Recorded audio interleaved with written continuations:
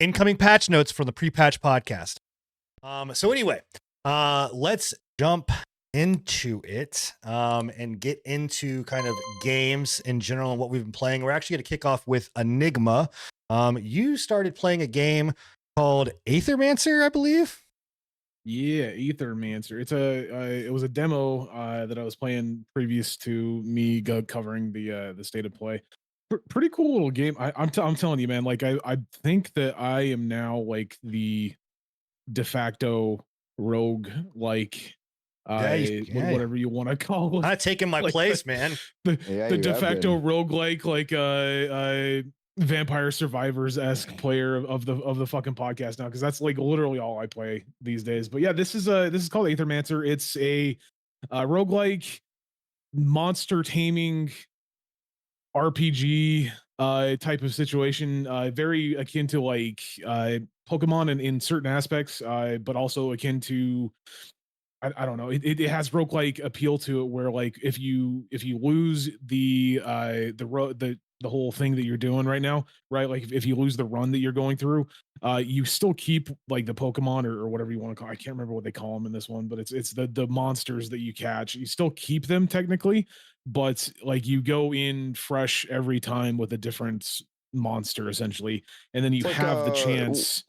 What is it? They call it a Nuzlocke in Pokemon, right? Where you go in with like random Pokemon or something. Maybe it's like a randomizer. I'm not all that all that hip with the. Y'all better be careful calling it. Y'all throwing this Pokemon word a lot. Nintendo likes to sue. I'm just saying, y'all might want to fucking be careful here. No, I'm not sure what they like about the whole Nuzlocke thing, but yeah, it's definitely it has that monster trainer feel to it. You're going through these battles, you're taming monsters as you come across them. Let me just ask you this: do you actually throw Pokeballs in this? No, there's no Pokeballs. Throwing of a spherical item ball at all. So, yeah, so they won't come after. All right. Well, we'll see. They're still in litigation. You throw triangles this time. This one you just throw fucking triangles. Yeah, but yeah, it's very akin to that, where like you're in a side scrolling type situation when it comes to the battles, as you're seeing right now. You've got different abilities with each of the different monsters. Certain monster abilities do certain status effects, and each of those effects is being built up on, as you can see on the top left hand corner and the top right hand corner. There's these aether whatever you want to call them. They're just like things that you spend. They're elements, ether that you spend to use your abilities. Yeah. So each specific ability or attack that you use has an ether cost to it, which will, sometimes they'll come back when you hit. Sometimes they don't. Sometimes certain monsters, like I said earlier, do different status effects when it comes down to like certain aether abilities. I think on this one specifically, the Charoof, the whatever the Charmander-esque, just cough. Yeah, this is like a fire monster that does like a status effect that he can stun things really easily, and he has an attack that does like 3 attacks and then sets things on fire, and each individual attack applies a burning effect to the monster that it attacks, and so stuff like that. Later on down the road, you get different monsters that do like healing. Some of them do poison, some of them do earth, fire, everything. It's honestly, like, I was really impressed with it. This was the demo of it. I actually do want to pick up the actual game when it drops, which I think it drops here pretty quick. I think it drops in like another week, if I'm not mistaken, like on the 20th. But yeah, for a little indie game, like I picked it up. I was like, yeah, this is a good little waste of time for the 30-45 minutes that I had before the Sony State of Play. And I really want there's no release. I thought it was on the 23rd.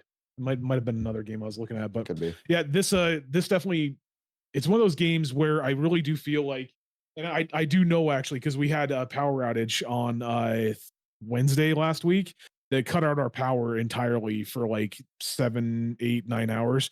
And this thing, I loaded this up on my Steam Deck and just sat there and played it for like an hour and a half. Wait, when did you get a Steam Deck?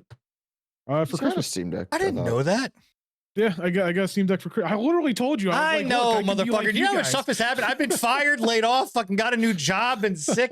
Dude, bro, so much stuff has happened since the new year. I forgot about that. When I got it, I was like, bro, I can see that I have a Steam Deck. Like, Dude, build that. it's I'm telling you, man. When I was sick, like you know, in for chat, like again, if you guys, if the community have been in, you know, been here for a while, you all know, like I have Klein-Levin syndrome. I actually had an episode over the holidays during our break. That's why I actually wasn't able to make the very first show. But I could say, man, that thing came in so much, like it kept me sane because I was able just to sit in bed and play games. So it's nice if you, again, like these types of games where they're not too strenuous. It's not going to impact your battery life all that much. Like they're not graphically intense, but they're good enough to, you know, enjoy thoroughly. I play Stardew Valley on my Stardew all the fucking time. It's an addiction of mine. But these kinds of games are perfect for the Steam Deck and any like just handheld in general, because like they're just like I said, it was 30 minutes before the Sony State of Play. And I didn't really want to go and watch the State of Play after playing this. I was like, I could just continue playing this for an hour and be completely fine. Yeah. But Tony, you have a Steam Deck, it's a good Tony? time. No, I don't own a Steam Deck. I was thinking about getting one, but I haven't purchased one yet. And I think Scruffy, you don't have one either, right? No. Yeah, I mean, honestly, there's a lot of like other handheld PCs too that are coming out, because I will say, like you mentioned the battery life and like that and stuff like that, because I have tried playing one of the games that we're talking about, which plays really, really well. We will talk about here soon on it, and it drains the fucking battery in an instant. I mean, you know, you're like 30 minutes max, maybe. You know, so but I've heard that like the ROG Ally 2 and the Lenovo Go and some of the other ones actually I don't doubt really, it. really well with the battery life. So, and I've heard the OLED version. This is being done by, I think it's Morai Games, and it's Off-Brand Games that are publishing it. Really, really cool little. I mean, the Off-Brand Games did another one that was called Bonnie's Bear Saves something. It's like Bonnie's Bear, and I've heard it's a really good game. So nothing that I would personally play. I just saw that one. That was a weird one. What is the roguelike element here? Is it so that once you die, is everything the monsters? So okay, yeah, when you die, your monsters, you can bring your monsters back in with you, but as you're playing through, you're getting abilities for your monsters. You get drops like in I'm blanking on the name, the really popular one. Dead Cells? Hades. Oh, Hades. So it's got stuff like Hades, where every once in a while you'll get like certain abilities that you can upgrade on your monsters. Like I think on this run specifically, I had upgraded the little plant dude. He's my healer. I had upgraded his stuff so that, like, anytime he healed himself or he healed another ally, which he does automatically every turn, he also heals himself by like 5. So it's like he automatically does it, but it's only on allies. Whereas like if he had that ability, he now heals himself as well as his allies. I also had an upgrade on my Charoof, the monster guy, where every additional burn stack that he applied, he did an extra, I think like an extra attack or an extra bit of damage every time. So like if I built like 6 stacks of fire on him, he was doing like 6 or 7 attacks, right? That's cool. So that's the kind of roguelike. Whereas you're going through the progression of the game. The roguelike comes into play with there's these little portals that you saw me the first time that I picked up that the second dude, the little plant guy, I forget his name. When I picked him up, you go to these portals, and it's a roguelike kind of randomization of the specific monsters that you have you can pick from inside of that pool. But at the same time, you also have the ability to pick your old monsters from that pool. So that's kind of where the roguelike comes into play. If you really, really built your Charoof or your little plant dude really heavily, you could bring him back in, but it's all RNG if you actually get him inside of that. I think that's it's cool. RNG. I think you can start with them sometimes. I'm not entirely sure. That whole aspect of it kind of was a little confusing. So it sounds like that's the whole situation. It sounds like it's also bringing in like the Slay the Spire, where you kind of like you pick your person, they have a deck that's specific to them, but like as you continue to upgrade, their deck gets different, but you may not get those cards, you know, depending on your run, all of that. So, kinda, yeah. Cool. It's very, very it puts a lot of those aspects from Hades, from Slay the Spire, from, you know, all these different you know, other games, and kind of mashes them together. And I think it does a really good job with it. Like I said, I played 30 minutes of it. I thoroughly enjoyed it. I wanted to play more. I put in like another hour and a half or so when I was on my Steam Deck, and I loved it. This was just a demo too. Yeah, it's So, definitely like, a that niche it- we haven't really seen before. So Right. I like that.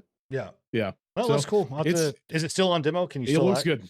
It is. still- Yep, I'll it take- is. It's still on demo. I don't think they have any intention of bringing it down until they release, and it looks like they've got some really cool plans for it.